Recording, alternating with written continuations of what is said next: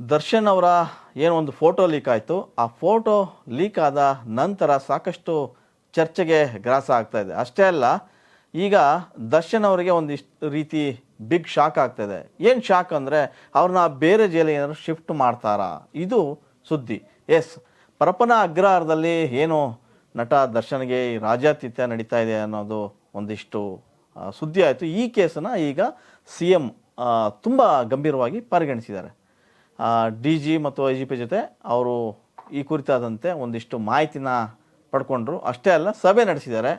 So ಒಂದು ವೇಳೆ ಇದೇನಾದರೂ ಬೇರೆ ದೊಡ್ಡ ಮಟ್ಟಕ್ಕಾದರೆ ಅವ್ರನ್ನ ಬೇರೆ ಜೈಲಿಗೆ ಶಿಫ್ಟ್ ಮಾಡ್ಬೋದಾ? ಸೊ ಶಿಫ್ಟ್ ಮಾಡಿ ಅನ್ನೋ ರೀತಿಯಾಗಿ ಸಿ ಎಂ ಸೂಚನೆ ನೀಡಿದ್ದಾರೆ. ಬಳ್ಳಾರಿ ಅಥವಾ ಬೆಳಗಾವಿ ಜೈಲಿಗೆ ನಟ ದರ್ಶನ್ ಅವ್ರನ್ನ ಶಿಫ್ಟ್ ಮಾಡಲಾಗುತ್ತಾ? ಈ ರೀತಿಯ ಪ್ರಶ್ನೆಗಳು ಈಗ ಎಲ್ಲೆಡೆ ಕೇಳಿ ಬರ್ತಾ ಇದೆ. ಸೊ ಈ ಪ್ರಕರಣ ಏನಿದೆ, ಏನು ಫೋಟೋ ಲೀಕ್ ಆಯಿತು, ಇದು ರಾಜ್ಯ ಸರ್ಕಾರಕ್ಕೆ ನಿಜವಾಗ್ಲೂ ತೀವ್ರ ಮುಜುಗರ ತರುವಂಥದ್ದು.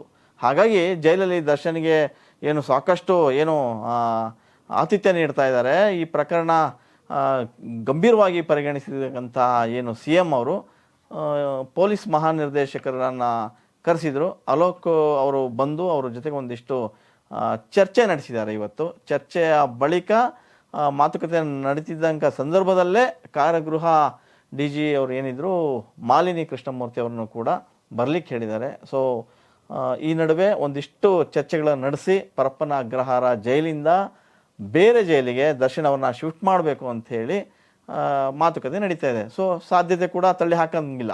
ಬಳ್ಳಾರಿ ಇರ್ಬೋದು ಅಥವಾ ಬೆಳಗಾವಿ ಇರ್ಬೋದು, ಅಲ್ಲಿಗೆ ಆ ಜೈಲಿಗೆ ಅವ್ರನ್ನ ಸ್ಥಳಾಂತರ ಮಾಡಿ ಅಂಥೇಳಿ ಒಂದು ಚಿಂತನೆ ನಡೀತಾ ಇದೆ.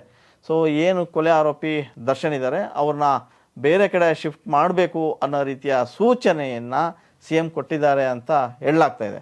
ಅಷ್ಟೇ ಅಲ್ಲ, ಪೊಲೀಸ್ ಮಹಾನಿರ್ದೇಶಕ ಅಲೋಕ್ ಮೋಹನ್ ಏನಿದ್ದಾರೆ, ಅವರು ಜೊತೆಗೆ ಒಂದಿಷ್ಟು ಏನೆಲ್ಲ ನಡೀತು ಅದ್ರ ಬಗ್ಗೆ ಮಾಹಿತಿನ ಪಡ್ಕೊಂಡು ಅವರಿಗೆ ಸೂಚನೆ ಕೊಟ್ಟಿದ್ದಾರೆ ಅಂಥೇಳಿ ಹೇಳಲಾಗ್ತಾ ಇದೆ. ಅಷ್ಟೇ ಅಲ್ಲ, ನಟ ದರ್ಶನ್ ಜೊತೆ ರೌಡಿ ಶೀಟರ್ ಏನಿದ್ದ ವಿಲ್ಸನ್ ಗಾರ್ಡನ್ನ ನಾಗ, ಅವ್ರನ್ನೂ ಕೂಡ ಬೇರೆ ಜೈಲಿಗೆ ಶಿಫ್ಟ್ ಮಾಡಿ, ಈ ಇಬ್ಬರನ್ನು ಕೂಡ ಬೇರೆ ಬೇರೆ ಜೈಲಿಗೆ ಶಿಫ್ಟ್ ಮಾಡಿದ್ರೆ ಒಂದಿಷ್ಟು ಈ ರೀತಿಯ ಪ್ರಕರಣಗಳು ಮರುಕಳಿಸೋದಿಲ್ಲ ಅನ್ನೋ ರೀತಿಯಾಗಿ ಸಿ ಎಂ ಹೇಳಿದ್ದಾರೆ. ಹಾಗಾಗಿ ಅಧಿಕಾರಿಗಳು ಜೊತೆ ಮಾತುಕತೆ ನಡೆಸಿರುವಂಥ ಸಿ ಎಂ ಬಹುಶಃ ಒಂದಿಷ್ಟು ಸೂಚನೆ ನೀಡಿದ್ದಾರೆ.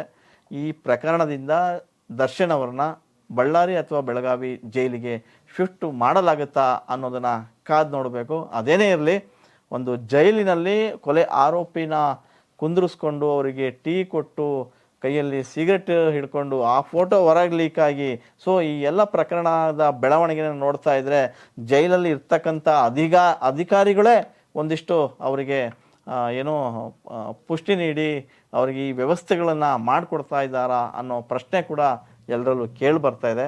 ಈಗಾಗಲೇ ಪರಮೇಶ್ವರ್ ಹೇಳ್ದಂಗೆ ಸಚಿವರು 7 ಜನ ಅಧಿಕಾರಿಗಳನ್ನು ಸಸ್ಪೆಂಡ್ ಮಾಡಿದ್ದಾರೆ. ಇನ್ನೂ ಒಂದಿಷ್ಟು ತನಿಖೆ ಕೂಡ ನಡೆಸ್ತಾ ಇದ್ದೀನಿ ಅಂಥೇಳಿ ಮಾಲಿನಿ ಕೃಷ್ಣಮೂರ್ತಿ ಕೂಡ ಹೇಳಿದ್ದಾರೆ. ಅದೇನೇ ಇರಲಿ, ಬೆಂಗಳೂರು ಅಗ್ರಹಾರ ಪರಪ್ಪನ ಅಗ್ರಹಾರ ಜೈಲಿನಿಂದ ದರ್ಶನ್ ಶಿಫ್ಟ್ ಆಗ್ತಾರಾ ಅನ್ನೋದು ಈಗ ಕೇಳಿ ಬರ್ತಾ ಇರ್ತಕ್ಕಂಥ ಒಂದು ಪ್ರಶ್ನೆ. ಒಂದು ವೇಳೆ ಇದನ್ನು ಗಂಭೀರವಾಗಿ ತೆಗೆದುಕೊಂಡಿರ್ತಕ್ಕಂಥ ಸಿ ಎಂ ಅವರು ಏನು ಅಧಿಕಾರಿಗಳಿಗೆ ಸೂಚನೆ ನೀಡಿದ್ದಾರೆ, ಆ ಸೂಚನೆ ಮೇರೆಗೆ ಪೊಲೀಸರು ಕ್ರಮ ಕೈಗೊಂಡ್ರೆ ಬಳ್ಳಾರಿ ಅಥವಾ ಬೆಳಗಾವಿ ಜೈಲಿಗೆ ದರ್ಶನ್ ಅವ್ರನ್ನ ಶಿಫ್ಟ್ ಮಾಡೋದು ಗ್ಯಾರಂಟಿ.